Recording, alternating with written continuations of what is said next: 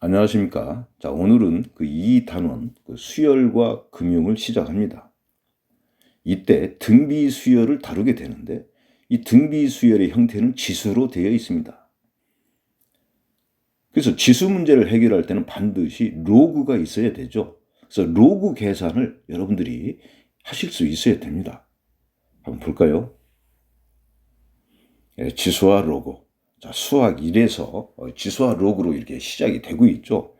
자, 기본적인 설명은 생략하도록 하겠습니다. 이 파트는 여러분들이 그 어려운 문제를 푸실 필요는 없습니다. 그 응용 수학인 이 경제 수학 문제를 풀기 위해서 기본적인 이 계산을 하실 수 있으면 전혀 문제될 것이 없습니다. 한번 로그 한번 볼까요? 로그의 성질이 있고 보면은 및 변환 공식이라는 것이 있죠. 로그의 및. 상용 로그의 밑은 10이죠. 10. 그렇죠? 우리가 뭐 예를 들어서 뭐 5 더하기 뭐 7이 있다. 이거 얼마입니까? 계산해 보면은 12 이렇게 얘기를 하죠. 이것은 십진법의 바탕을 두었을 때 이렇게 계산을 하는 겁니다. 십진법을 너무나 당연히 여겨서 이렇게 사용하다 보니까 많은 사람들이 이 진법을 잊고 이렇게 생활을 하게 되죠. 상용 로그의 밑은 10입니다. 즉 십진법의 바탕을 둔 로그 이런 뜻이에요. 그래서 이름이 상용 로그입니다. 가장 일상적으로 뭐 은행이라든가 뭐 통계학 이런 데서 일상적으로 사용이 된다 이런 얘기죠.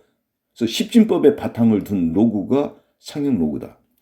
그래서 이 로그에서의 이 밑은 이 진법이기 때문에 사실상 진법이기 때문에 이 밑이 다르면 더하기 빼기를 할 수가 없어요.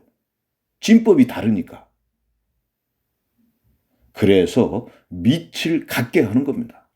그래서 로그에서 밑을 같게 한다는 얘기는 같은 진법으로 계산한다. 그래야 더하기 빼기가 된다. 이런 뜻이죠. 그래서 밑을 같게 해야 되고 그에 대한 공식이 밑 변환 공식으로 이렇게 주어져 있는 것이죠. 자, 이그젠플 4번까지 여러분들이 이렇게 간단한 문제를 푸실 수 있으면 됩니다. 자, 정수 부분, 소수 부분. 그 모든 수는 이 정수 부분, 소수 부분으로 구성되어 있습니다. 사람은 남자와 여자로 되어 있죠. 남자와 여자, 홀수, 짝수, 우함수, 기함수. 매우 중요하죠. 이런 개념들이. 수학에서는 매우 중요한 개념이 되고 있습니다.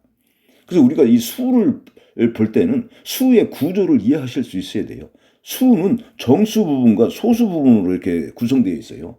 마치 사람이 남자와 여자 이렇게 구성되어 있듯이. 이렇게 이해하실 수 있어야 돼요. 수를. 그래서 어떤 수 x가 있을 때 이 x의 정수 부분을 우리는 이 가우스 기호라고 그러죠. 가우스 x로 이렇게 나타냅니다. 그래서 이 가우스 기호를 보통 뭐 정수 함수다. 이 가우스 함수를 그래서 정수 함수다. 이렇게 많이 표현을 합니다. 앞에 있는 나는 이 정수 함수라는 표현을 자주 씁니다.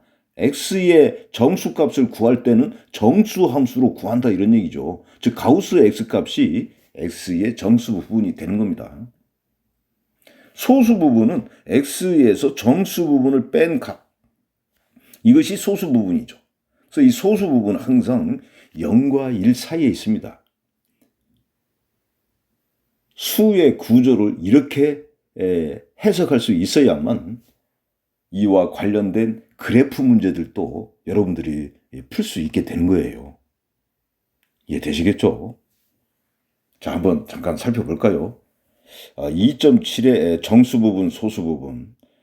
정수 부분은 2.7의 가우스 값으로 이렇게 구하는 겁니다. 2죠. 소수 부분은 2.7에서 가우스 값을 뺀 것이죠. 이 정수 부분을 뺀 겁니다. 0.7이 되고 있네요. 한번 더 해보겠습니다. 이번에는 마이너스 2.7 가지고 한번 해볼까요? 마이너스 2.7의 정수 부분이 얼마냐 이렇게 학생들한테 물어보면 틀리게 답변하는 경우가 태반이죠. 마이너스 2.7의 정수 부분은 바로 가우스 값을 말하는 겁니다. 마이너스 3이죠. 이것이 수학 시간에 다루는 정수 부분이에요. 이것이. 소수 부분은 얼마냐? 마이너스 2.7에서 정수 부분을 빼보면 되겠죠. 계산해보니까 플러스 0.3. 소수 부분은 이렇게 0과 1 사이에 있어야 된다. 이것이 수학 시간에 다루는 정수 부분, 소수 부분입니다. 일상 생활에서 사용할 때 그런 개념으로 이 수학을 하면 안 됩니다. 수학 시간에 다루는 정확한 이 개념으로 수를 이해할 수 있어야 됩니다. 이해되셨죠? 뭐 예를 들어서 한번 조금 더 한마디 해볼까요? 가우스 7분의 100의 값은 14죠. 이때 이 14의 의미는 어떤 의미냐? 7분의 100이라는 이 비율, 분수죠. 이 분수의 이 정수 부분은 14다. 이렇게 이해할 수도 있고요. 100을 7로 나눈 몫은 14다. 이 몫과 나머지, 이게 나눗셈 정리라고 하는데 이 수학에서 가장 강력한 정리를 나눗셈 정리라고 합니다. 매우 중요한 정리예요. 나눗셈 정리. 또 약수 배수 편에서 보면 1부터 100까지의 자연수 중에서 7의 배수는 모두 몇 개냐 했을 때 가우스 7분의 100 이것이 정수의 개수가 된 것이죠. 뿐만 아니라 이 정수 함수는 그 어려운 그 문제에도 많이 적용이 돼서 시험 문제로 출제가 됩니다. 아주 중요한 함수죠.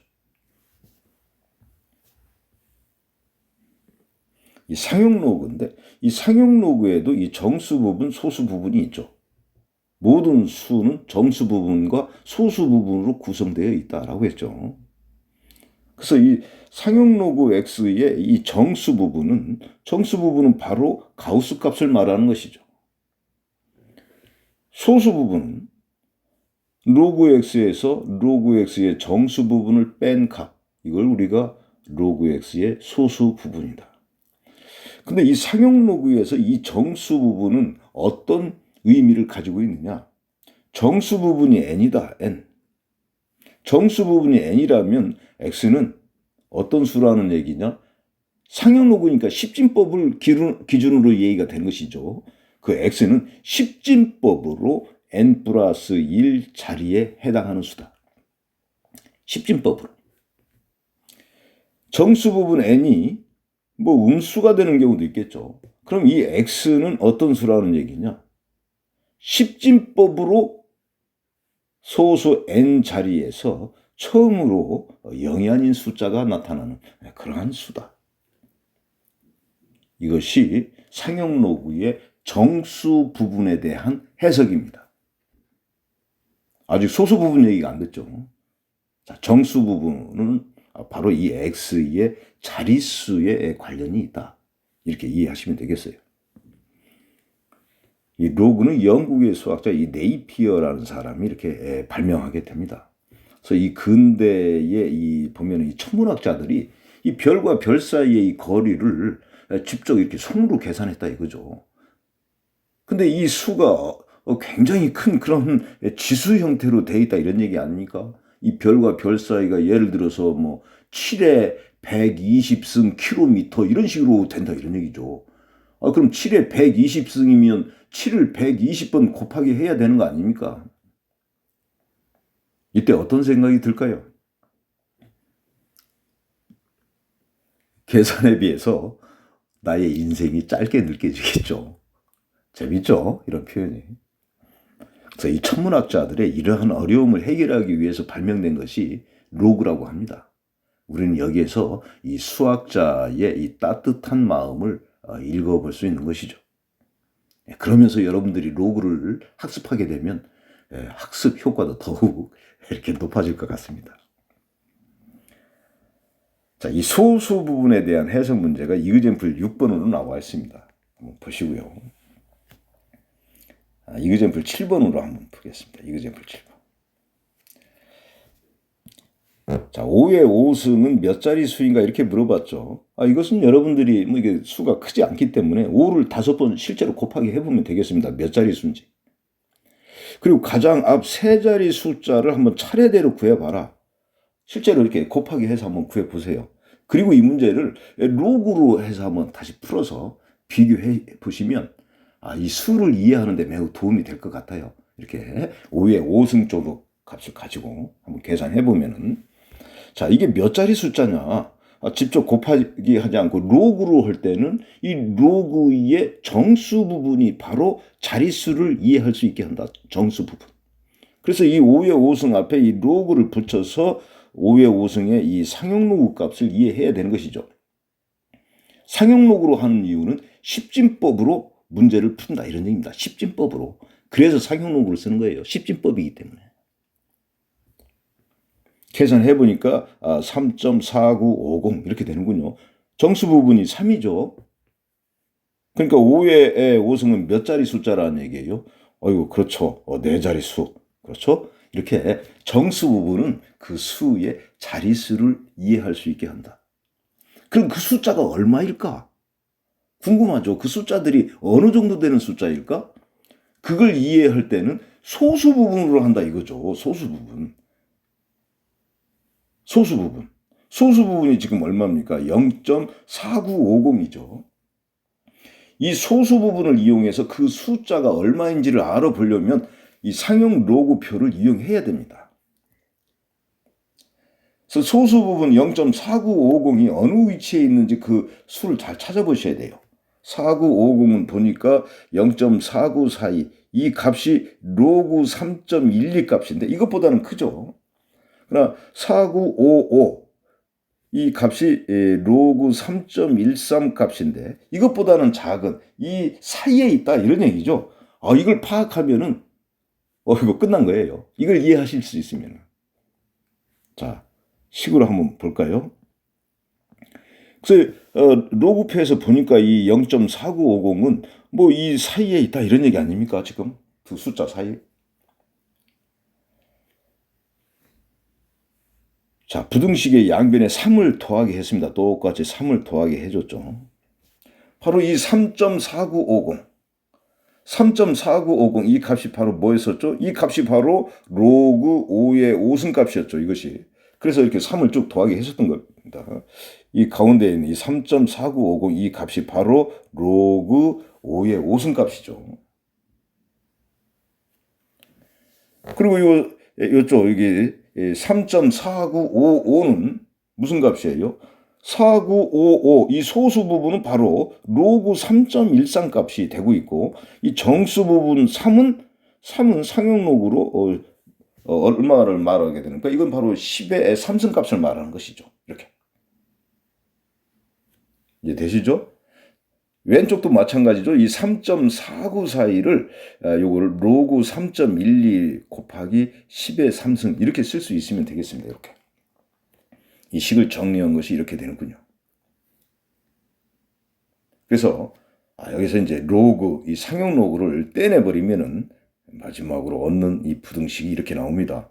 보니까 어때요? 이 5의 5승은 아까 4자리 숫자라고 그랬었는데 어느 정도의 값이 되고 있느냐? 보니까 3120보다는 크고 3130보다는 작은 값이죠.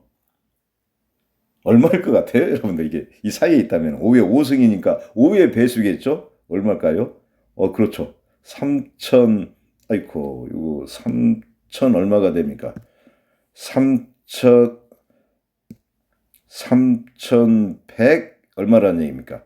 25라는 값이 되겠죠. 이해되시죠? 그래서 앞에 있는 이 세 자리 숫자는 차례대로 3, 1, 2. 이것이 로그의 정수 부분과 소수 부분으로 해석한 그 수의 크기를 이렇게 알아보는 그런 문제가 됩니다. 다음에는 지수 로그의 이 방정식 부등식이 있습니다. 역시 요 간단한 지수 방정식을 푸실 수 있으면 됩니다. 간단한. 지수가 있는 곳에는 항상 뭐가 있다고 그랬죠? 로그가 있어요. 로그가. 그러니까 지수에 대한 해결사가 로그다 이렇게 보시면 되겠죠. 그렇죠. 상용로그로 하는 겁니다. 왜? 우리는 십진법을 사용하니까. 자, 한번 간단하게 문제 하나 밑에 거 하나 볼까요? 자, 이런 부등식이 있군요. 지수 부등식. 이 부등식을 만족하는 이 최소의 자연수 n값을 한번 구해봐라 그랬죠. 야, 1.03을 도대체 몇 번 이렇게 곱하기 하면 2보다 크거나 같다가 될까? 이 n값을 찾기 위해서 1.03을 뭐 계속 곱하기 합니까? 그러면은 계산은 길고 인생이 또 짧게 느껴지겠죠. 그렇죠? 그래서 네이피어가 발명을 해낸 이 로그를 이용해서 이런 지수 부등식도 해결하는 겁니다. 네이피어가 고맙죠. 그래서 상용 로그를 그래서 취하는 겁니다. 십진법으로 해결해야 되니까. 상용 로그를 이렇게 취해서 로그의 성질을 간단하게 이용하실 수 있어야 되겠죠. 그래서 이 n의 범위를 구해보니까 n은 어떻게 됩니까? 이거 계산해보면은 23.5보다는 크거나 같다 이런 얘기죠. 지금 자연수 n을 구하라 그랬으니까 이 부등식을 만족하는 최소의 자연수는 24. 그러니까 1.03을 24번 이렇게 곱하기 해보면은 2보다 이렇게 큰 값이 된다 이런 얘기 아닙니까?